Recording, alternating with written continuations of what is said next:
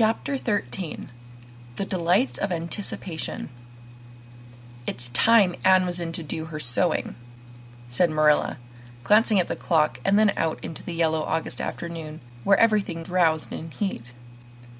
"She stayed playing with Diana more than half an hour more than I gave her leave to. And now she's perched out there on the woodpile talking to Matthew, 19 to the dozen, when she knows perfectly well she ought to be at her work. And of course he's listening to her like a perfect ninny. I never saw such an infatuated man.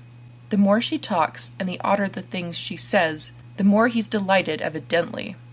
Anne Shirley, you come right in here this minute. Do you hear me?" A series of staccato taps on the west window brought Anne flying in from the yard, eyes shining, cheeks faintly flushed with pink, unbraided hair streaming behind her in a torrent of brightness.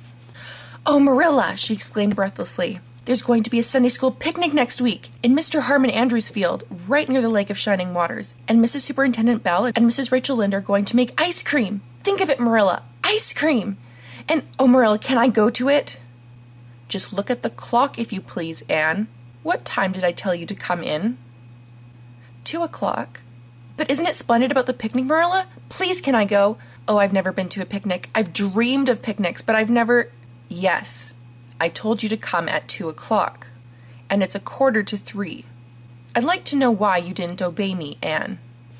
"Why, I meant to, Marilla, as much as could be, but you have no idea how fascinating Idlewild is. And then, of course, I had to tell Matthew about the picnic. Matthew is such a sympathetic listener. Please, can I go?" "You'll have to learn to resist the fascination of whatever you call it. When I tell you to come in at a certain time, I mean that time, and not half an hour later. And you needn't stop to discourse with sympathetic listeners on your way either. As for the picnic, of course you can go. You're a Sunday school scholar, and it's not likely I'd refuse to let you go when all the other little girls are going." But, faltered Anne, "Diana says everybody must take a basket of things to eat.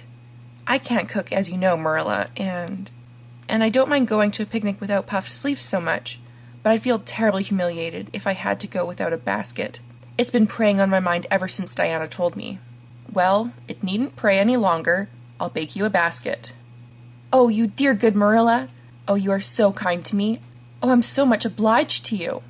Getting through with her O's, Anne cast herself into Marilla's arms and rapturously kissed her sallow cheek. It was the first time in her whole life that childish lips had voluntarily touched Marilla's face. Again, that sudden sensation of startling sweetness thrilled her. She was secretly vastly pleased at Anne's impulsive caress, which was probably the reason why she said brusquely, There, never mind your kissing nonsense. I'd sooner see you do strictly as you're told. As for cooking, I mean to begin giving you lessons in that some of these days. But you're so feather-brained, Anne. I've been waiting to see if you'd sober down a little and learn to be steady before I begin. You've got to keep your wits about you in cooking, and not stop in the middle of things to let your thoughts rove all over creation. Now, get out your patchwork and have your square done before tea time." "I do not like patchwork," said Anne dolefully, hunting out her work basket and sitting down before a little heap of red and white diamonds with a sigh. "I think some kinds of sewing would be nice, but there's no scope for imagination in patchwork. It's just one little seam after another, and you never seem to be getting anywhere. But of course I'd rather be Anne of Green Gables sewing patchwork than Anne of any other place with nothing to do but play. I wish time went as quick sewing patches as it does when I'm playing with Diana, though. Oh, we do have such elegant times, Marilla. I have to furnish most of the imagination, but I'm well able to do that. Diana is simply perfect in every other way. You know that little piece of land across the brook that runs between our farm and Mr. Barry's? It belongs to Mr. William Bell, and right in the corner there's a little ring of white birch trees. The most romantic spot, Marilla. Diana and I have our playhouse there. We call it Idlewild. Isn't that a poetical name? I assure you it took me some time to think it out. I stayed awake nearly a whole night before I invented it. Then, just as I was dropping off to sleep, it came like an inspiration. Diana was enraptured when she heard it. We have got our house fixed up elegantly. You must come and see it, Marilla, won't you? We have great big stones, all covered with moss for seats, and boards from tree to tree for shelves. We have all our dishes on them. Of course they're all broken, but it's the easiest thing in the world to imagine they are whole. There's a piece of a plate with a spray of red and yellow ivy on it that is especially beautiful.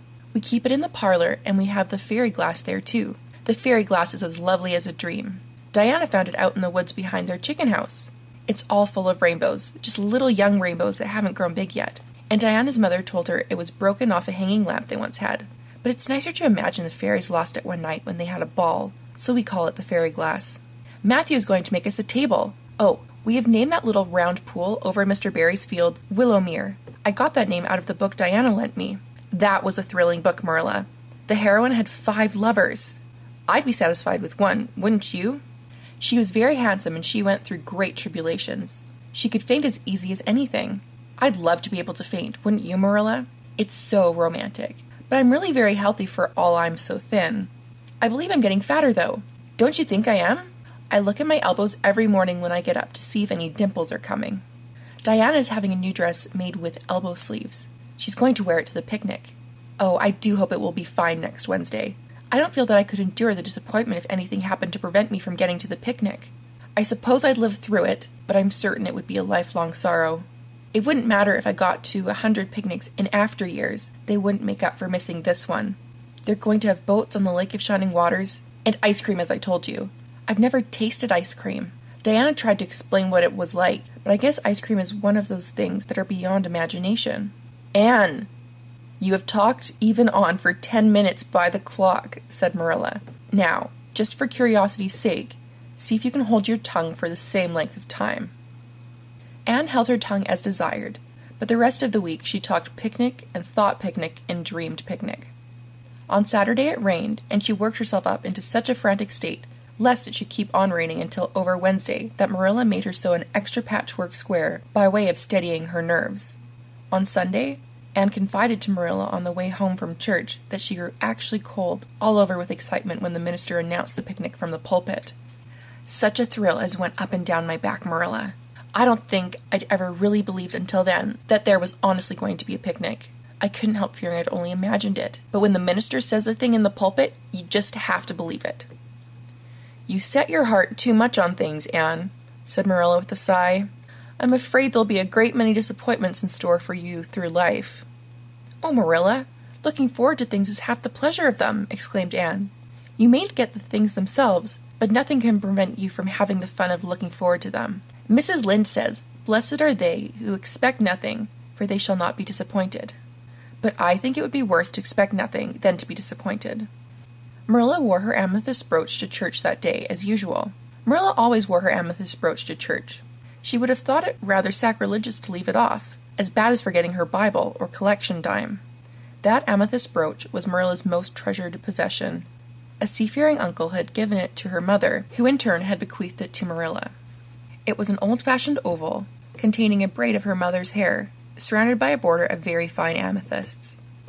Marilla knew too little about precious stones to realize how fine the amethysts actually were, but she thought them very beautiful and was always pleasantly conscious of their violet shimmer at her throat, above her good brown satin dress, even although she could not see it. Anne had been smitten with delighted admiration when she first saw that brooch. "Oh, Marilla, it's a perfectly elegant brooch. I don't know how you can pay attention to the sermon or the prayers when you have it on." "I couldn't, I know. I think amethysts are just sweet. They're what I used to think diamonds were like. Long ago, before I'd ever seen a diamond, I read about them and I tried to imagine what they would be like. I thought they would be lovely, glimmering purple stones. When I saw a real diamond in a lady's ring one day, I was so disappointed I cried. Of course, it was very lovely, but it wasn't my idea of a diamond. Will you let me hold the brooch for 1 minute, Marilla? Do you think amethysts can be the souls of good violets?"